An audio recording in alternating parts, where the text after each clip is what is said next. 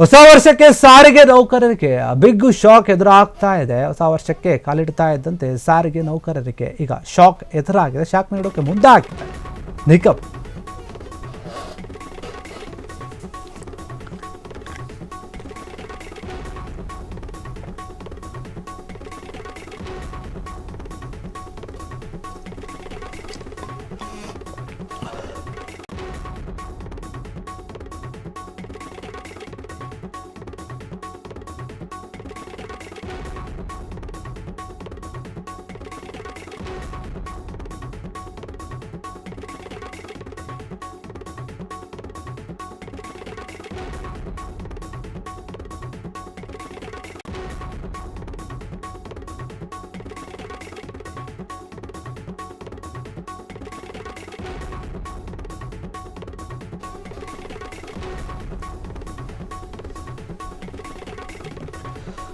ಹೊಸ ವರ್ಷ ಬಂದಾಯಿತು. ಈಗ ಸಾರಿಗೆ ನೌಕರರಿಗೆ ಬಿಗ್ ಶಾಕ್ ಎದುರಾಗ್ತಾ ಇದೆ. ಹೊಸ ವರ್ಷಕ್ಕೆ ಕಾಲಿಡ್ತಾ ಇದ್ದಂತೆ ಸಾರಿಗೆ ನೌಕರರಿಗೆ ಶಾಕ್ ನೀಡಿದೆ ಸರ್ಕಾರ. 2026 ಜನವರಿ 1ರಿಂದ ಮುಂದಿನ 6 ತಿಂಗಳವರೆಗೆ ಮುಷ್ಕರವನ್ನು ಮಾಡದಂತೆ ಒತ್ತಡವನ್ನು ಹೇರ್ತಾ ಇದ್ದಾರೆ.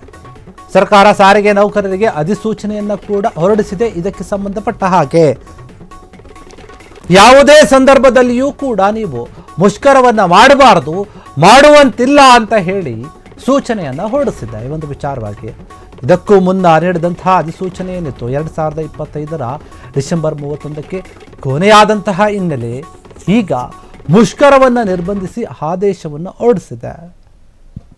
ಸರ್ಕಾರದ ಆದೇಶ ಉಲ್ಲಂಘನೆ ಮಾಡಿದರೆ ಎಸ್ಕಾಂ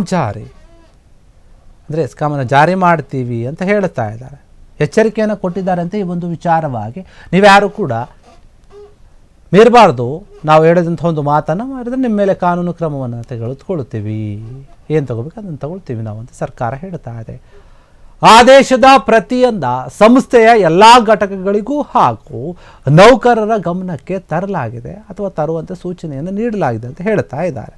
ಹೀಗಾಗಿ ಸಾರಿಗೆ ನೌಕರರು ಏನಿದ್ದೀರಿ ನೀವು, ಈ ಜನವರಿ 1ನೇ ತಾರೀಕಿಂದ ಮುಂದಿನ 6 ತಿಂಗಳುಗಳ ಕಾಲದವರೆಗೆ ಯಾವುದೇ ಒಂದು ಕಾರಣಕ್ಕೂ ಕೂಡ ನೀವು ಮುಷ್ಕರವನ್ನು ಮಾಡುವಂತಿಲ್ಲ. ಮಾಡಿದ್ರೆ ನಿಮ್ಮ ಮೇಲೆ ಕ್ರಮವನ್ನು ತೆಗೆದುಕೊಳ್ತೀವಿ ಅಂತ ಸರ್ಕಾರ ಹೇಳ್ತಾ ಇದೆ.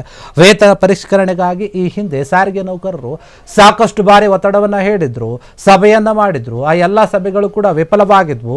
ಸ್ವತಃ ರಾಮಲಿಂಗಾರೆಡ್ಡಿ ಅವರು ಹೇಳಿದರು, ಸಾರಿಗೆ ಸಚಿವರು, ಎಲ್ಲ ಒಂದು ಕಡೆ ಗೊಂದಲ ಆಗ್ತಾ ಇದೆ, ದುಡ್ಡಿಲ್ವೋ ಇನ್ನೊಂದೋ ಮತ್ತೊಂದೋ ಗೊತ್ತಿಲ್ಲ, ಆದರೆ ಆಗ್ತಾ ಇಲ್ಲ, ನಾವು ಕೂಡ ಅದ್ರ ಬಗ್ಗೆ ಚರ್ಚೆ ಮಾಡ್ತಾ ಇದ್ವಿ, ಈಗ ಸದ್ಯಕ್ಕೆ ಮಾಡೋಕ್ಕಾಗೋದಿಲ್ಲ, ಮುಂದಿನ ದಿನಗಳಲ್ಲಿ ನೋಡೋಣ ಅನ್ನುವಂಥ ಭರವಸೆಯನ್ನು ಕೊಟ್ಟಿದ್ರು.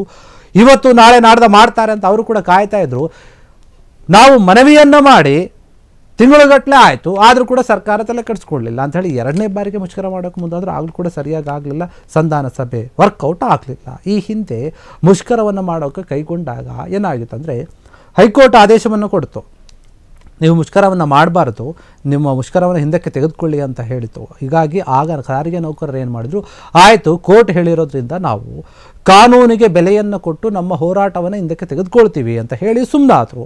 ಅದಾದ ನಂತರ ಇವತ್ತು ಇನ್ನೊಂದು 2-3 ತಿಂಗಳು ಬಿಟ್ಟು ಮಾಡ್ಬೋದು ಹಾಗೆ ಹಿಂಗೆ ಅಂದ್ಕೊಂಡು ಯೋಚನೆ ಮಾಡ್ಕೊಂಡು ಅವರು ಕೂಡ ಸುಮ್ಮನೆ ಇದ್ರು ಪಾಪ. ಆದರೆ ಇವರು ಹೇಳಿ 1 ವರ್ಷ ಆದರೂ ಕೂಡ ಅಥವಾ ಸಾಕಷ್ಟು ತಿಂಗಳುಗಳಾದರೂ ಕೂಡ ತಲೆ ಕೆಡಿಸ್ಕೊಳ್ಳಲಿಲ್ಲ.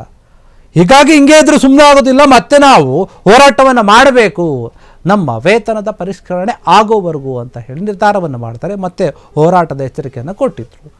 ಈಗ ಸರ್ಕಾರ ಇದೆಲ್ಲವನ್ನು ಕೂಡ ತಿಳಿದುಕೊಂಡು ಅವ್ರು ಮಾಡೋದಕ್ಕೆ ಮುಂಚೆ ನಾವೇ ಹೇಳಿಬಿಡೋಣ ಅನ್ನುವಂಥ ರೀತಿಯಲ್ಲಿ ರೂಲ್ಸ್ ತಂದುಬಿಟ್ಟಿದೆ. ಏನಂದರೆ ಜನವರಿ 1ನೇ ತಾರೀಕಿಂದ ನೀವು ಮುಂದಿನ 6 ತಿಂಗಳ ಯಾರೂ ಕೂಡ ಮುಷ್ಕರವನ್ನು ಮಾಡ್ಬೋದು. ಅದು ಏನೇ ಕಾರಣಗಳಿದ್ರೂ ಸರಿ, ಯಾವುದೇ ಸಮಸ್ಯೆ ಬಂದರೂ ಸರಿ ನಾವು ಬಗೆಹರಿಸ್ತೀವಿ, ನೀವು ಮಾತ್ರ ಮುಷ್ಕರವನ್ನು ಮಾಡೋಕ್ಕೆ ಹೋಗಬೇಡಿ ಅಂತ ಹೇಳಿ ಆದೇಶವನ್ನು ಹೊರಡಿಸಿದೆ. ಇದನ್ನು ಎಲ್ಲ ಘಟಕಗಳಿಗೂ ಕೂಡ ಹೇಳಿದ್ದಾರೆ ಮತ್ತು ನೌಕರರು ಕೂಡ ತಿಳಿಸಿದ್ದಾರೆ ಅಂತ ಹೇಳಲಾಗ್ತಾ ಇದೆ. ಕ್ಷಣ ಕ್ಷಣದ ಸುದ್ದಿಗಳಿಗಾಗಿ ಫ್ರೀಡಂ ಟಿವಿ ಸಬ್ಸ್ಕ್ರೈಬ್ ಮಾಡಿ, ಲೈಕ್ ಮಾಡಿ ಹಾಗೂ ಫಾಲೋ ಮಾಡಿ. ಹೊಸ ಸುದ್ದಿಗಳ ನೋಟಿಫಿಕೇಶನ್ಗಾಗಿ ಬೆಲ್ ಐಕಾನ್ ಮೇಲೆ ಕ್ಲಿಕ್ ಮಾಡಿ.